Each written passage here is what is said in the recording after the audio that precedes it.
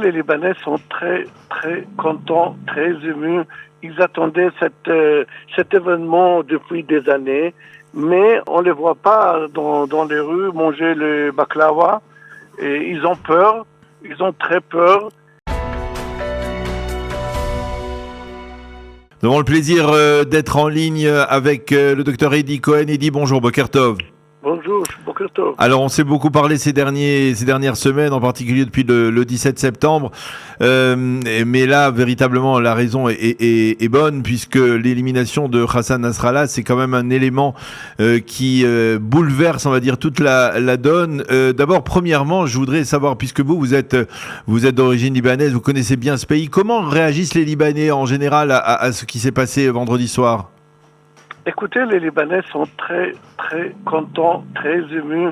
Ils attendaient cet événement depuis des années, mais on les voit pas dans les rues manger le baklawa. Et ils ont peur, ils ont très peur. Mais croyez-moi, moi j'ai parlé avec des dizaines. Ils sont très contents dans leur cœur. Ils peuvent pas dire ça, ils peuvent pas exprimer ça, mais ils sont la majorité, je veux dire. Et les chrétiens surtout, les sunnites, les druzes, les chrétiens surtout, ils sont très contents de ça. Et tous ils remercient Israël secrètement, évidemment. Alors, quand vous dites qu'ils ne peuvent pas le faire publiquement, ça veut dire qu'il y a toujours l'emprise du Hezbollah, de la puissance du Hezbollah et de l'Iran derrière qui les inquiète, qui les effraie? Écoutez, c'est vrai que ce Nasrallah, il a été éliminé, mais le Hezbollah, il reste. Et Hezbollah, il est là. Le Hezbollah, il a des dizaines de milliers de militants, d'armées, et rien n'a changé au niveau de comment ça s'appelle dans la rue. Oui, Chetach, sur le terrain. Sur le terrain, rien n'a changé. C'est vrai, il n'y a pas de tête. C'est vrai, maintenant, et c'est bouleversant pour Hezbollah. Je dis pas que il passe pas, l'organisation, elle passe pas des moments terribles. Ça, je le dis pas. Ils sont très blessés. C'est comment on dit ça? Ils vivent des moments très difficiles, mais ils sont encore là. Ils sont encore là. Ils sont très brutals. Ils sont très agressifs. Mais ils sont là. Alors justement, c'est-à-dire qu'est-ce que cette élimination de Hassan Nasrallah peut avoir dans une sorte de rapport de force au sein même du Liban? Est-ce qu'on peut peut-être espérer que y a un moyen de remettre le Hezbollah à une taille, on va dire, plus limitée parmi les communautés libanaises qui dirigent le pays? Ça dépend des Libanais. Maintenant, ils peuvent exiger que le Hezbollah soit démilitarisé. Écoutez, avant l'élimination de Hezbollah, de Nasrallah, de Nasrallah, les fractions libanaises, les chrétiens, et Sami Jmaïel, le chef de Falango, il a dit que Hezbollah doit se démilitariser avant l'élimination. Maintenant, ça dépend. Je pense qu'ils attendent les funérailles. Après les funérailles, ils commencent à exiger, à réexiger, à redemander de la communauté internationale de faire pression sur Hezbollah, sur l'Iran, sur la Syrie, de démilitariser Hezbollah, parce que Hezbollah sans armes, il n'est pas dangereux. C'est ça. Alors concrètement, est-ce que vous pensez que c'est quelque chose d'envisageable, par exemple, cette démilitarisation du Hezbollah? Est-ce que, surtout quand on voit, on va dire, les réactions un peu, on va dire, relativement tièdes des Américains, je parle pas de la position des Français, vous avez l'impression qu'il y a une possibilité pour que l'on fasse pression sur l'Iran pour qu'elle cesse à la fois de financer et d'armer le Hezbollah? Oui, je pense qu'il y a des pourparlers, je pense qu'il y aura aussi des négociations. Ça dépend des Libanais, ça dépend Israël aussi, il doit agir. L'État hébreu, Israël doit agir. Israël doit avertir où je rentre au Liban, où vous devez démilitariser Hezbollah.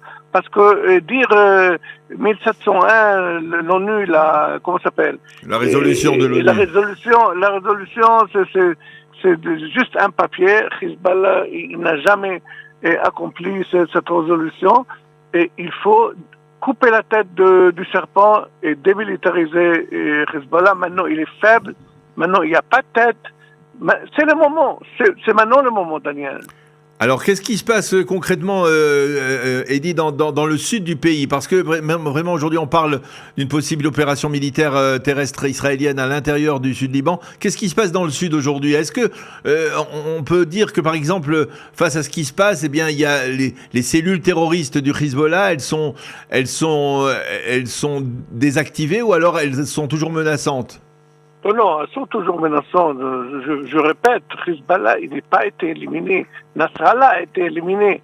Et écoutez, Israël continue les frappes aériennes au sud et à Beyrouth aussi. On a vu hier plusieurs fois, pas loin de Dahia, pas loin de la banlieue de Beyrouth, où le Hezbollah où Nasrallah a été éliminé. Et le danger de Hezbollah, il n'a pas encore utilisé, selon les dirigeants de Hezbollah, les missiles, comment ça s'appelle? Les missiles à précision. Précision, oui. Et il a encore des missiles balistiques. On est très loin de la fin. C'est vrai que une grande partie, il a perdu, mais Hezbollah, il a encore le missile, il est encore dangereux. C'est le moment qu'Israël doit agir diplomatiquement pour convaincre l'Amérique et le président Macron de démilitariser cette organisation. Et Netanyahou hier a dit dans son discours que Hassan Nasrallah n'était pas un terroriste parmi d'autres, c'était le terroriste et que c'était, on va dire, l'un des points les plus solides de l'axe du mal dressé par l'Iran. Comment sa disparition peut avoir un impact sur cet axe? Est-ce que, à votre avis, aujourd'hui, les Iraniens sont dans une situation où ils craignent pour leur propre régime? Évidemment. Et les Iraniens, ils ont peur. Ils ont perdu aussi un général qui était avec Nasrallah. Et ils savent très bien maintenant que Hezbollah, il y a plusieurs espions au Liban. C'est très dangereux d'être un dirigeant. Et Hezbollah, parmi les Hezbollah, ils savent très bien qu'Israël a toute cette capacité de faire ce qu'elle a fait. On sait très bien ce qu'il a fait Israël ces derniers avec l'élimination d'Aniel. Oui, toutes ces opérations secrètes. Et les Iraniens, ils sont très choqués. Ils sont très furieux. Ils sont très furieux parce que ils ont dit à Nasrallah, comment avez-vous permis, avant qu'il ait été éliminé, comment avez-vous permis toute cette khadira, cette infiltration. Cette infiltration sioniste. Et vous voyez, la situation, je répète, Hezbollah, il n'est pas encore terminé, c'est pas encore la fin, mais j'espère que le début de la fin. Le début de la fin. Eh bien, en tout cas, merci beaucoup, Dr Eddy Cohen, de nous avoir donné vos appréciations après cette élimination, on va dire, historique de Hassan Nasrallah qui bouleverse la donne, il faut bien l'avouer. Oui, je voudrais rajouter, s'il vous plaît. Oui, il y a plusieurs toutes ces gens qui ont quitté leur maison récemment, au sud de Liban. Ils commencent à faire un problème à Beyrouth et ils commencent à résider dans les églises, dans les mosquées, dans les maisons vides.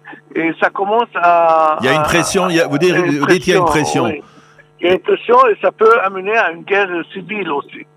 Ça peut amener une guerre civile, c'est un élément extrêmement important entre les Libanais, entre les Libanais, dont on ne parle pas peut-être suffisamment, mais il y a donc une pression des habitants, des 500 000 habitants du Sud qui se sont repliés vers le nord, vers le centre du pays, le nord du pays, en tout cas, donc ils font pression. Merci pour cette précision, Dr Eddy Cohen, et à bientôt. Bonne journée. À bientôt, Daniel. Au revoir. À bientôt. Shalom.